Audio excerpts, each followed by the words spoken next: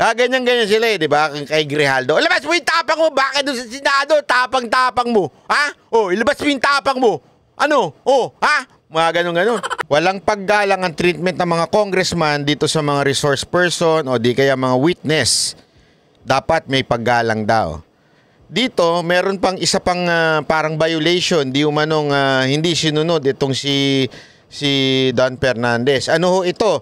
Ito po yung nililin lang, dinideceive niya di umano si Cassandra Ong by saying na we will grant you immunity. Anong immunity? Yan yung sinasabi ni Topacio. Anong immunity? You are not a court. Una-una, tapos ayan, hindi ka pwede mag-ano ng immunity. Hindi naman ikaw husgado, hindi ka naman judge. Diba? Hindi ka naman hindi ho ganyan. Kaya nga natatawa siya yung si Pangulong Duterte. Yung sinabi sa kanya, you answer yes or no. Who are you to say to me, you answer yes or no? You are not an investigator. Walang nakasagot sa kanila. Bakit kanyo? Kasi yun ang tama eh. Only on an investigation that you have to answer yes or no. Not on a hearing sa kamara. Nasa frontline ng balitang yan, si Marian Enriquez. Pakinggan. Naharap sa ethics complaint si Quad Committee Co-Chairman at Laguna Representative si Marian Enriquez. Tingnan mo yung mga itsura ng mga congressman, no? Lasing ba kayo? Bakit kayo ganyan kung makaasta? Ano ba ito? Kanto lang ba ito? Lagyan nyo na lang alak dyan. Para kayong mga hindi nyo ba ayusin yung pag-uupo ninyo dyan? Buti pa yung iba maayos ang upo eh. Yung iba parang lasing lang eh. Parang kagigising lang eh. Kaya, hindi, ako mga kababayan, ito ba masasabi niyong honorable? If you cannot bring your honor, do not expect us to respect you honorably. Diba? You want us to respect you honorably, pero yung asta nyo para kayong mga lasing. Ano to? Ha? Ganyan kayo makaasta. Di ba? Huwag ganun. Kung talaga honorable kayo, di ba? Para respetuhin namin kayo. Respetuhin nyo yung mga witness para tawagin kayong honorable. Your honor, di ba? Hindi nyo naman nire-respeto, kaya ganyan ang nagiging treat sa inyo rin ng iba. Naharap sa ethics complaint si Quad Committee Co-Chairman at Laguna Representative Dan Fernandez. Ang reklamo, isinampa ni Attorney Ferdinand Topacio, ang abogado ni Kasi naman to si Cassandra Ong, paipit-ipit pa eh. Kasi inipit niya yung buhok niya eh. Baka witness ng... Di ako nagtatanong lang. Dan Fernandez. Ikaw diretsuhan tayo May picture tayo. Dan Fernandez, mahilig ka ba talaga sa yung nakaganyan, nakapony pa yung buhok? Parang napapanood ko lang yan sa Mahilig ka ba sa mga ganyang Kasi naman Cassandra, dapat next time hindi ka mag-aayos pag pupunta ka dyan. Sandra Leong na iniuugnay sa mga illegal na pogo. Ayon kay Topacio, lumabag si Fernandez sa Code of Conduct sa gitna ng investigasyon sa operasyon ng mga pogo. Nilabag daw ng mambabatas ang karapatan ni Cassie Ong na kumonsulta sa kanyang abogado, pati ang karapatan nitong manahimik sa mga pagdinig. Hinarang at pinagbantaan daw ni Fernandez na ipakokontempt si Topacio kung hindi siya titigil sa pakikipag-usap sa kanyang kliyente. This was unprecedented. Unprecedented. Legislative history in this country. Na haharangin mo yung abogado. At hindi mo palalapitin sa kanyang kliyente during a legislative hearing. Saang planeta po acceptable ang ganoong behavior? Sa planeta ni Dan Fernandez. Gago! Meron siyang sariling planeta Handa naman daw si Fernandez na harapin ang ethics complaint na inihain ni Topacio. Hahayaan niya raw ang House Committee on Ethics na dinggin at magdesisyon dito. May violation tayo, di magdesisyon ng committee. Gano'n kasi. Ano naman yung committee ko? Nakakaano na eh. Committee.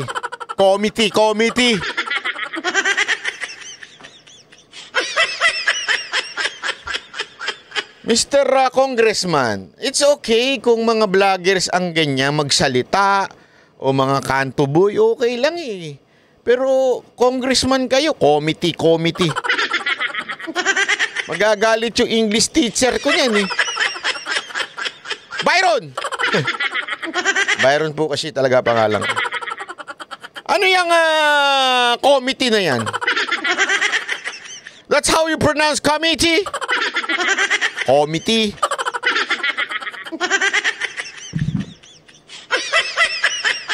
Diba? Harapin natin lahat yan. Harapin natin lahat yan. Naturalmente. Confident kayo. Confident. As in P. Alam niyo kung bakit confident kayo? Kontrolado niyo naman yan eh. Pero mamaya, explain sa'yo ni Topacio, ni Atty. Topacio, kung bakit niya final yan, amidst na alam naman niyang posible at malaking posibilidad na talagang ma-dismiss tong, hindi naman ma-dismiss, ano naman tawag doon? Hindi pansinin ng Committee on Ethics. Di ba? Alam naman natin eh. Pero, Atty. Topacio is too bright to prove things at ihulog kayo sa bitag. Totoo. Babalita mula sa Frontline, Marian Enrique. Eto kasi alam mo mga kababayan, maaaring tanungin nyo sa isip-isipan nyo ngayon, maaaring iisip-isipan ninyo. Anong pahahatan yan? Di ba ang Ethics Committee is under the Speaker, under the congressman din na magbabarkada lang naman din yan. Ano mangyayari dyan? Magkakaroon ba ng saysayang pagdemanda ni Topacio ng kung ano man dyan sa ethics complaint na yan?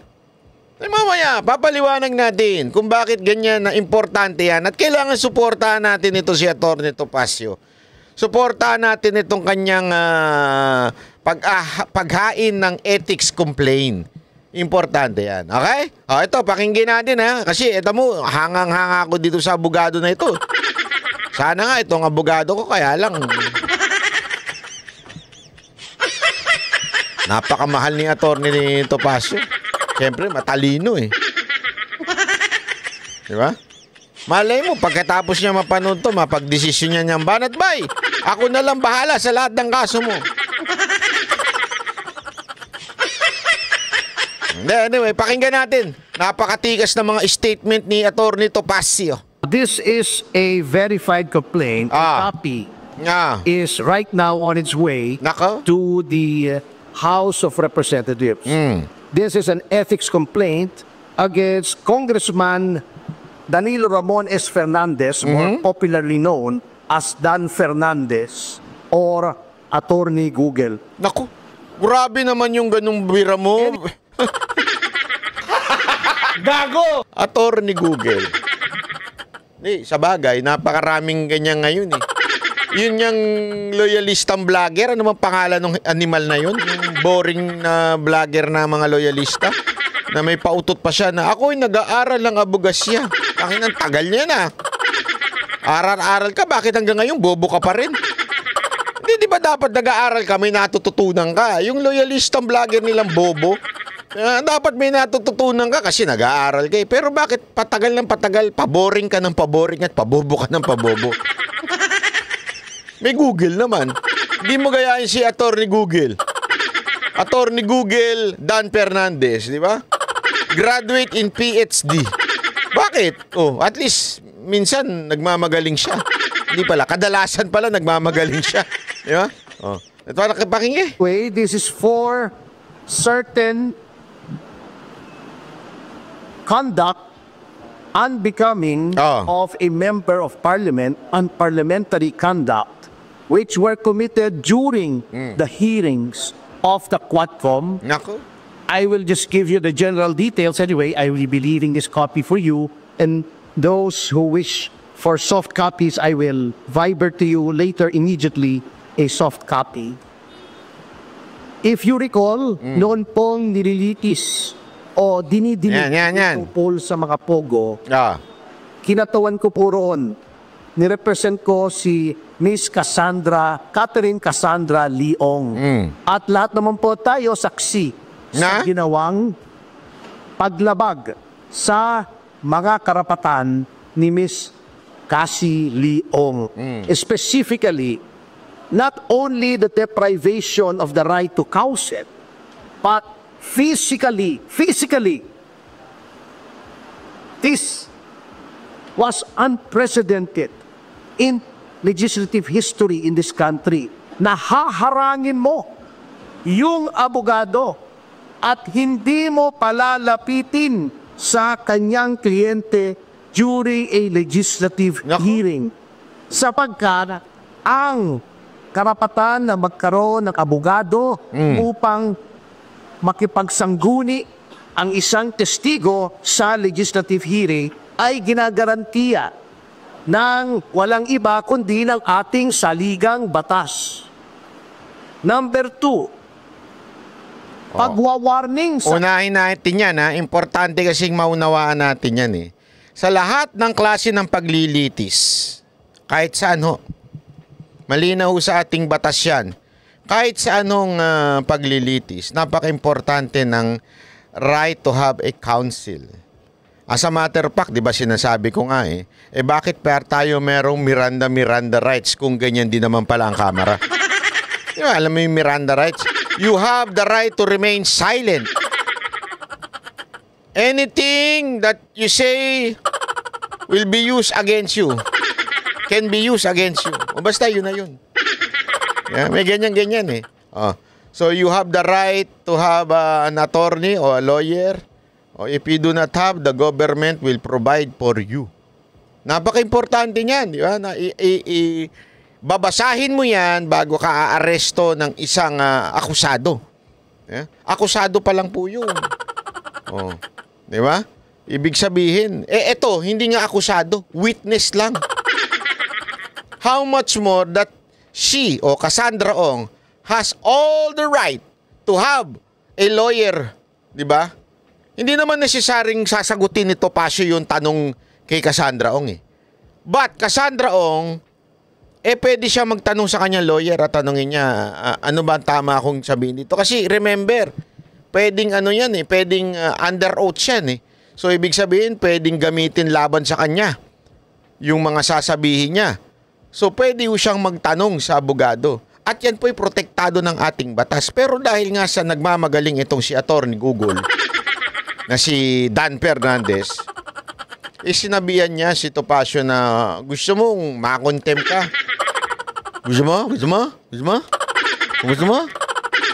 Mga sigalan sa kanya. Gusto mo? Ha? I-contempt ka na? Tama na ikaw. Usap.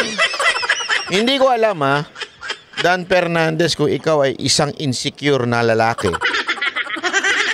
Nai-insecure ka ba kay Attorney Topacio sa kutis ni Attorney Topacio at saka ikaw ba ay na-insecure sa height ni Attorney Topacio? At sa kanya bumubulong si Cassandra Ong. Gago! Hindi ka naman kasi abogado. Palit kayong pwesto, baka bulungan ka niya. Hindi, siguro feeling ko lang May mga, hindi, alam mo mga kababayan, may mga ganyan lalaki. May mga ganyan lalaki. Pag nakita sa club, bakit kaya yun ang kasama niya? Hindi naman pogi yun Lami ko alam na ganyan. Minsan nga, pag, hindi naman I cannot relate. Pero, kunwari ako yun. Ang pogi nung kasama, pero bakit? Ang pogi, ang itim nung kasama, Ang pangit, pero bakit ang kasama niya, ang ganda, Pag kunwari ako yung lalaki na yon, lalapitan ko talaga, sasabihin ko, tarantado ka kasi. Magtrabaho ka para magkapera ka. Hindi yung puro inom ka, wala ka nang trabaho, inom ka pa ng inom. Tapos aasa ka na may sasama sa yung babae dahil sa kapugian mo, animal ka. Gaganunin ko talaga. Hindi naman sa sinasabi kong may pera si Attorney Topacio, pero mayaman yan, ganda na rin yan. Pero kaya din lapitin ito ng ano, kaya din nabubulong-bulungan to ni Cassandra kasi matalino. Anuhin mo yung poging si Dan Fernandez kung wala namang di umanong utak. Allegedly. Hindi ako mga kababayan, tanungin ko kayo. Ito, seryosong tanong ito sa mga kababaihan. Ano mas pipiliin nyo na makasama sa buhay? Yung masarap kasama, masarap kausap dahil matalino o yung pogi pero bobo? Banat ba? Hindi mo pa diretso eh. Medyo pinigilan mo pa eh. Hindi, wala naman ako. Kayo naman, sinasabi nyo hindi pogi si Atty. Topacio. Pogi yan! Hindi, pero, ito ano lang naman to, analogy. Hindi naman ibig ko sabihin si Atty. Topacio ito. Hindi ko rin sinasabi si Dan Fernandez to. Sino mas gusto ninyong kasama? Diba? Yung pangit na... hindi po ito si Atty. Topacio. Atty. Topacio, pag napanood mo ito, hindi ko ito pinatutukuyan. Hindi ka pangit, cute ka. Anong mas pipiliin ninyo? Pangit na matalino? O pogi nga, bobo naman? Yung panghirap kausap? Sige nga, mamili ho kayo mga kababaihan. Ilagay nyo, 1 or 2. Sige na, gusto ko makita sa baba. Sulat nyo na, 1 or 2. Oo. Tuloy natin ha. Tuloy natin. Abogado, wag bigyan ng payo ang kanyang kliyente. Nako, hindi pwede yan. Saang planeta po acceptable ang ganoong behavior? Nako. Nasasabihin mo, Atty. Topacio, do not approach your clients, otherwise you will be cited in contempt. Nako. How is that even possible? Number 3, yung hindi po pagbigay ng right to remain silent and the right against self-incrimination sa isang testigo. At si Congressman Fernandez, bagamat hindi abogado, hindi ko naman sinasabing kapag hindi ka abogado ay hindi mo na alam ang batas. Ngunit, sinasabi na nga po sa kanila, or dapat, a person who is in the legislature should be charged with knowledge of the law. Lako. Because, number 1, they are lawmakers. Yun! Paano kang gagawa ng batas kung ikaw ay walang alam sa batas? Sakit mo naman magsalita, attorney. Wala bang alam sa batas to si Dan Fernandez? Hindi kasi tama naman sinasabi niya, di ba? Ang linaw nung sinasabi na pwede kang magsabi ng na ayaw mo magsalita dahil baka ma-incriminate ka sa sasabihin mo. Meron kang karapatan. Yan po'y karapatan mo. At yan ay provided ng batas. And yet, this congressman, particularly si Dan Fernandez, hindi alam yan.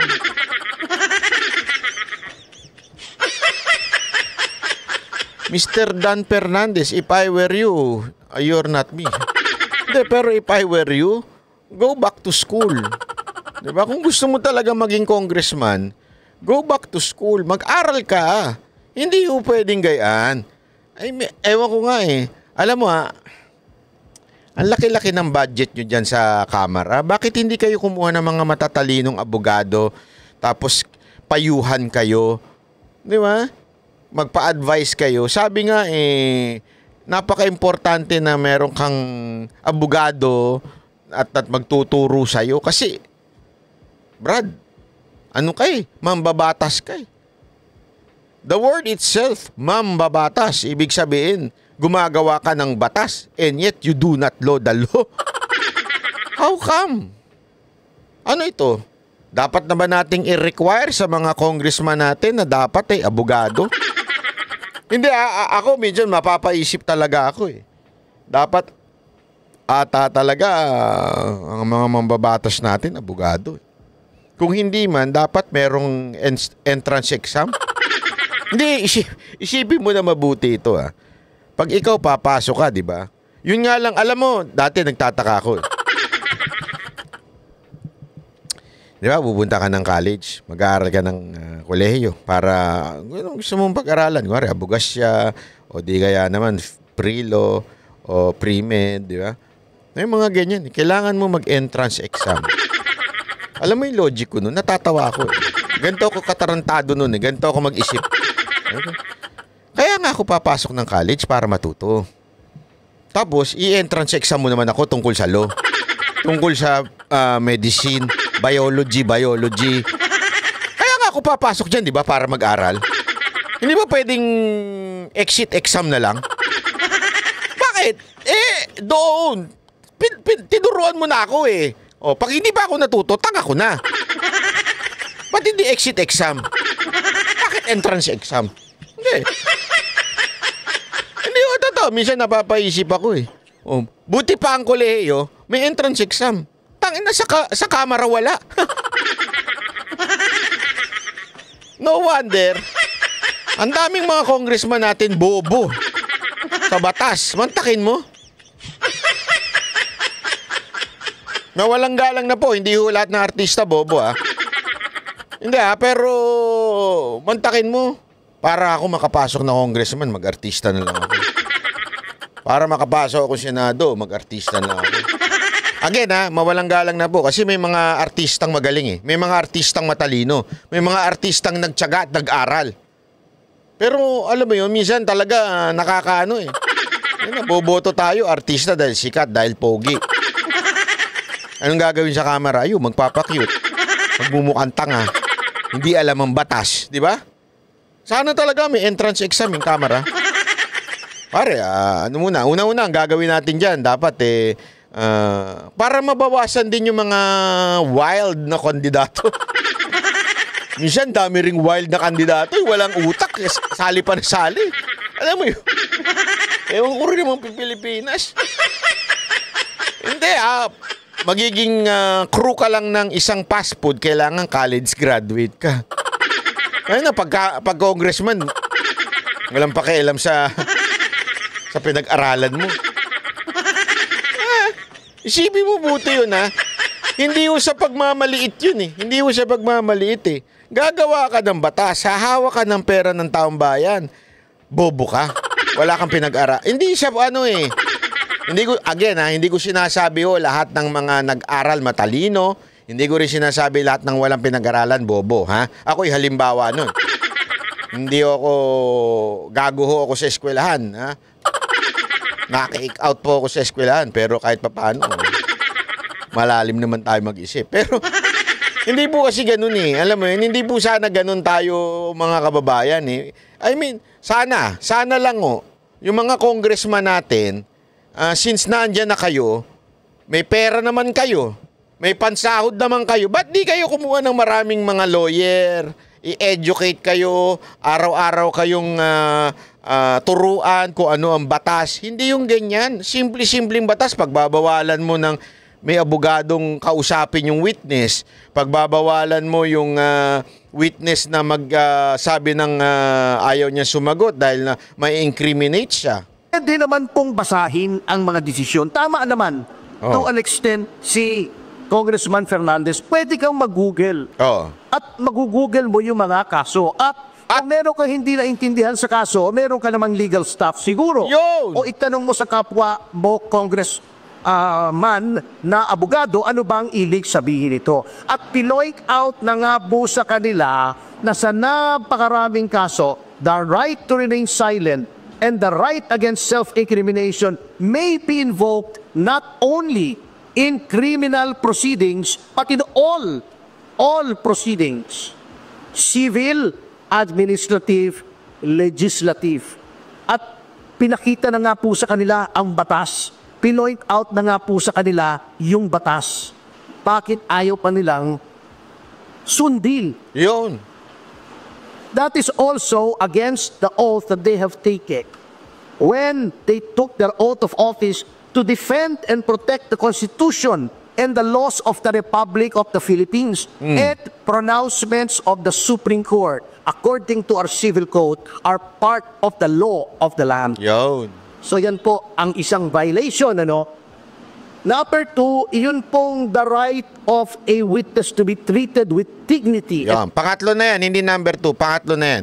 Una, yung karapatan ng abogado na payuhan ang kanyang kliyente. Number 1 yun. Yan yung, ito, iniisa-isa ni Topacio yung violation ni Dan Fernandez. Number 1 yon, yung kumausap ng abogado.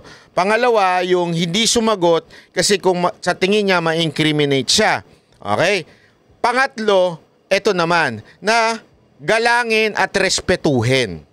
Ito naman yung hindi, pangatlong, ito yung violation na sinasabi ni Atty. Topacio.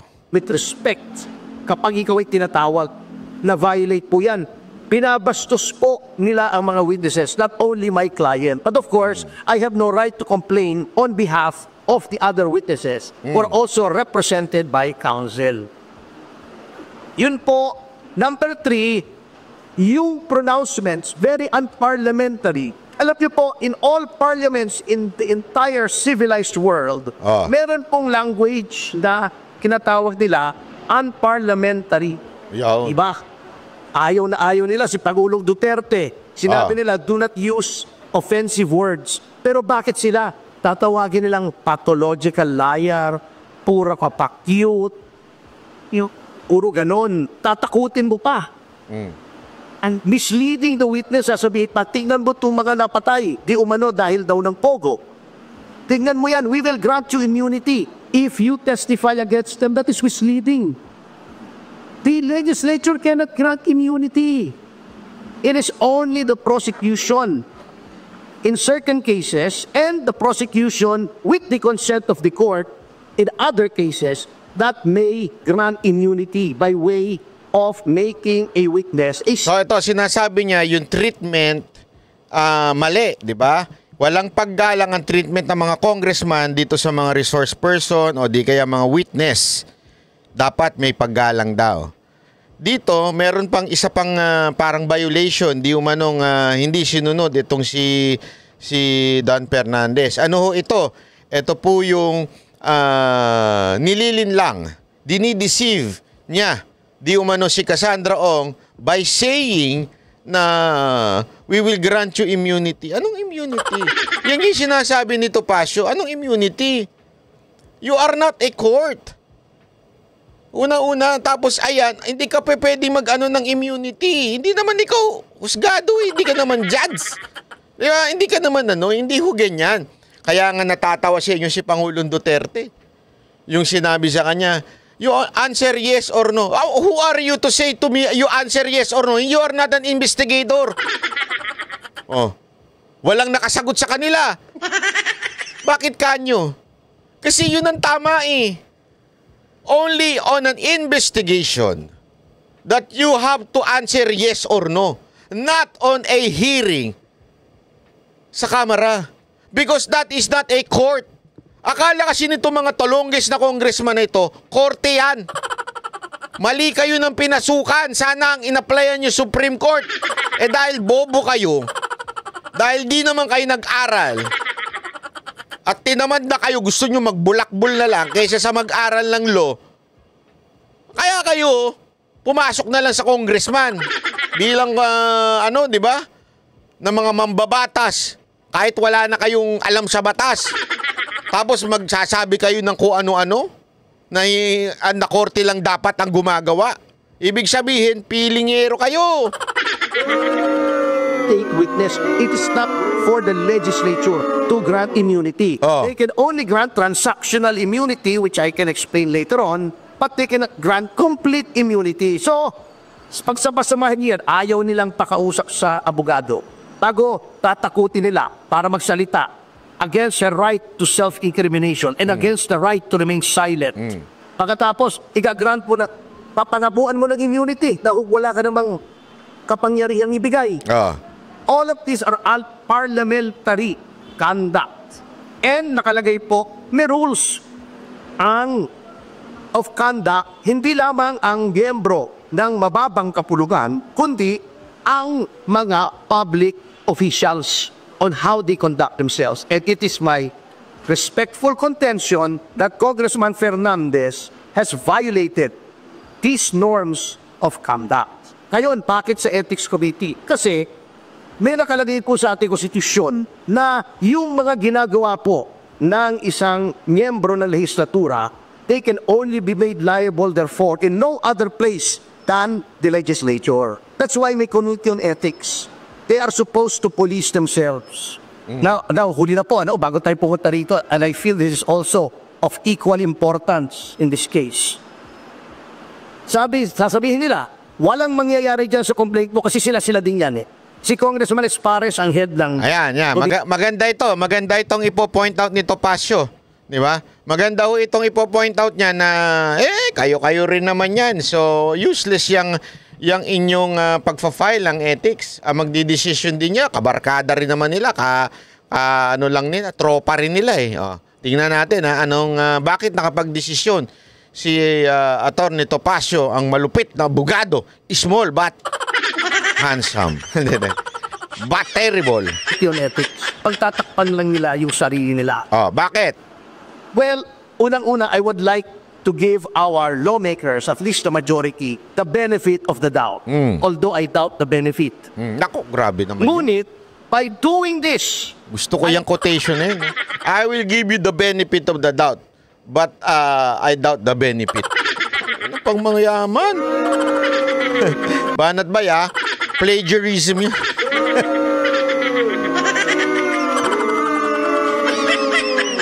Talay. I want to prove two things. Number one, one should not sit idly by while the rights of persons are being trampled upon by the legislature. Dapat may magreklamo rito. Yun. Otherwise, gagawin nilang pala. Unang dahilan kung bakit sinampa ni Atty. Topacio amidst na wala naman sigurong mangyayari dahil katropa nga nila yung maghahawak ng just ethics complaint. Kasi sabi niya, kailangan may magreklamo. Kailangan malaman ng taong bayan. Kailangan maunawa ng publiko na inaabuso na po ng mga congressman ang kanilang kapangyarihan. Hindi ho pwedeng manahimik tayong lahat. Kailangan may magreklamo. This is a very, very good example and very, very timely in our situation as a country. Why? Marami po sa atin nanunood na lang eh. Ang gandweng naman nila Coach Dada at saka nila Boss Oli. Pinagbaligtad. Pati ni Banat J at saka ni Master Bay. Yeah. Ang galing naman ng kanilang... Hindi pa pwedeng nood lang tayo nanood at naniniwala tayo sa mga pinagsasabi ng banateros. Dapat to meron tayong gawing hakbang. Kung wala ho kayong gagawing hakbang, lahat ho ng ating pong nauunawaan, naiintindihan, ay useless.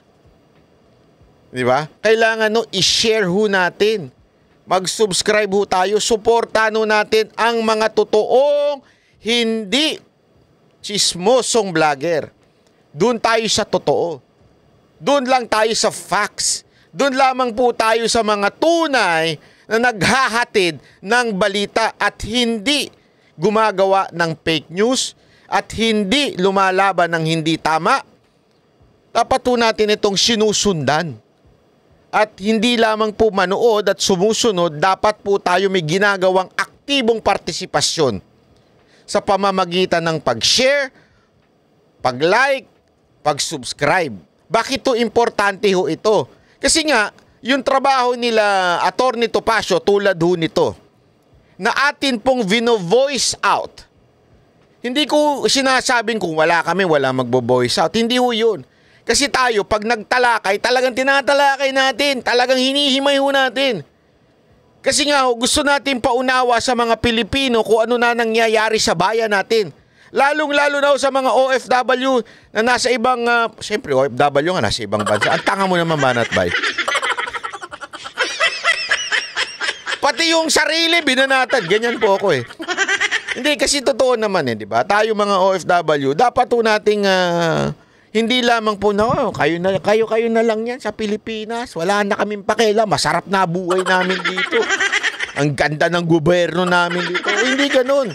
Tandaan mo ito. Kung ikaw man ay OFW, oo, ikaw na OFW yung kinakausap ko.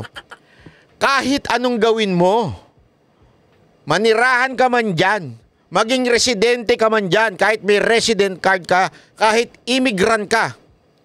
Immigrant, hindi po yung kumanta ng na si immigrant. Iba yun. Immigrant. Kahit immigrant ka po, pagbalik-baliktarin mo, ang tingin pa rin sa'yo ng ibang lahi, Pilipino ka. Huwag mo nating alisin yun. Pilipino ka pa rin, kahit anong gawin mo. Kahit bumaluktot na yung bibig mong kaka-Ingles. And seriously, ganun ka na. Pilipino ka pa rin. Kung anong nangyayari at nababalitaan nila sa bansang Pilipinas, it will reflect to you. Tandaan mo yan. Kaya nga maraming natuwa nung OFW nung panahon ni Duterte. Naalala namin yan. Kasi kahit si Mocha, kwento yan. Pag may nakasalamuha kami nun .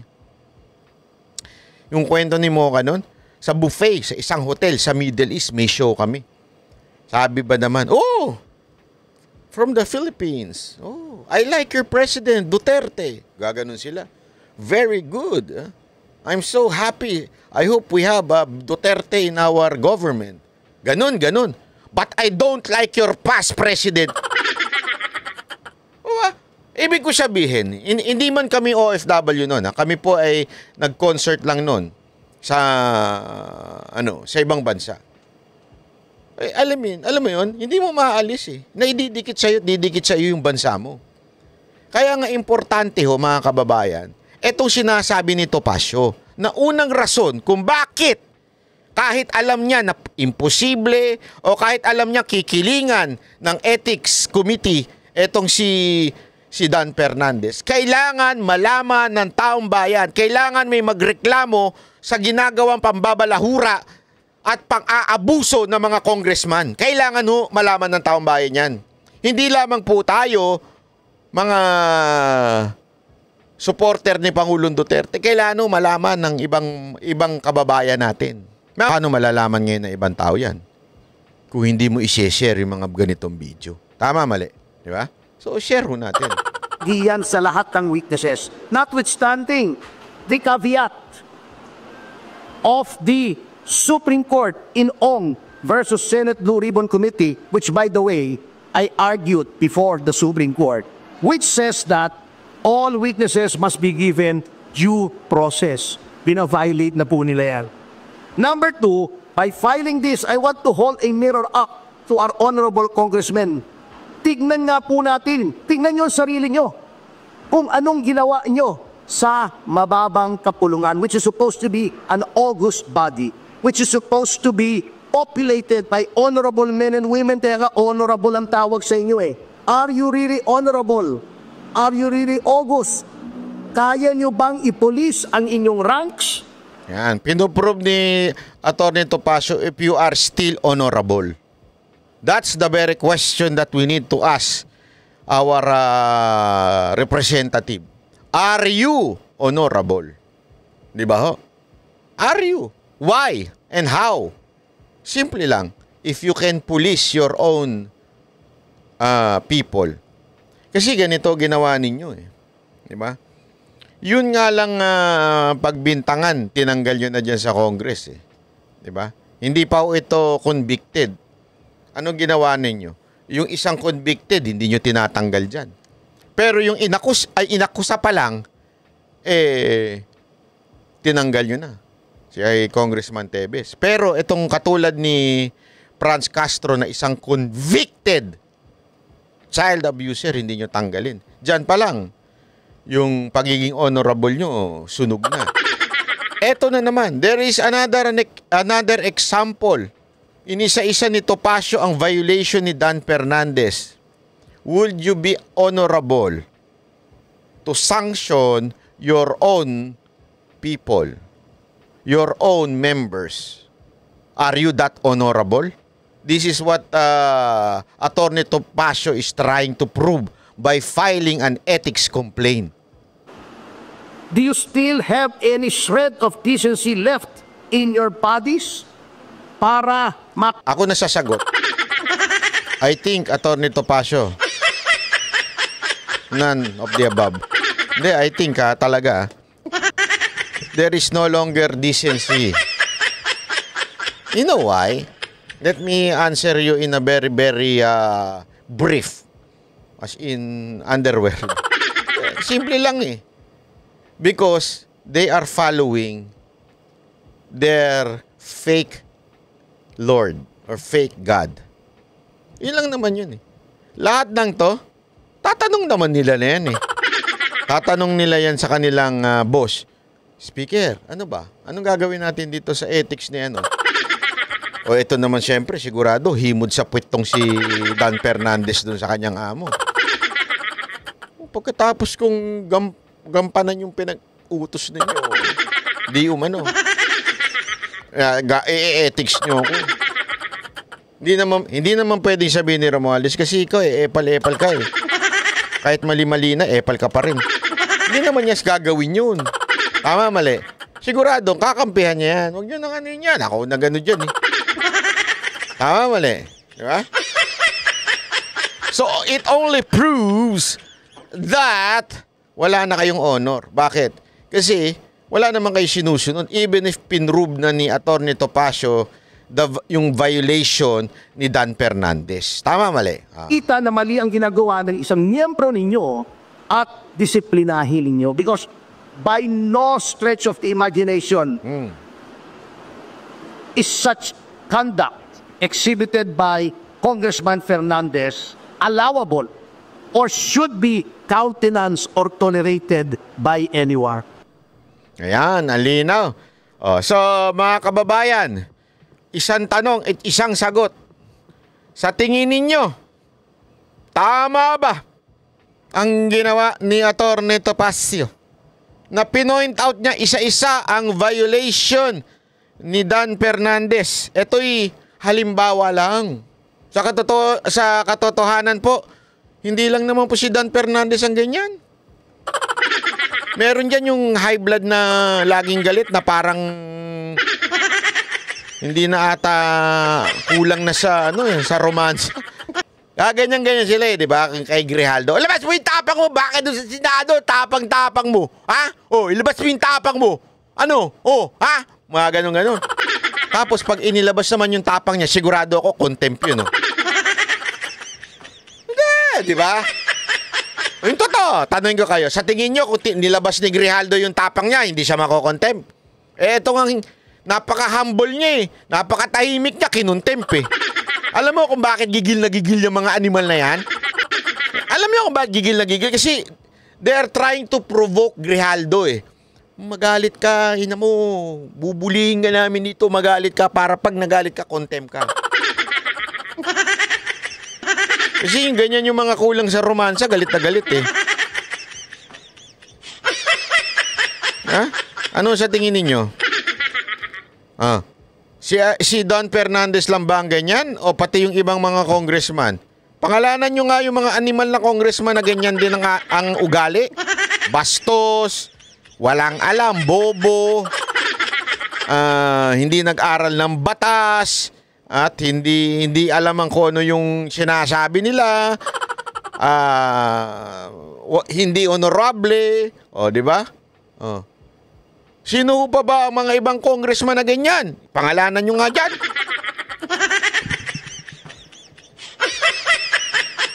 Tapos magagalit sila, sasabihin nila, hearing namin kayo sa fake news, patawag namin kayo.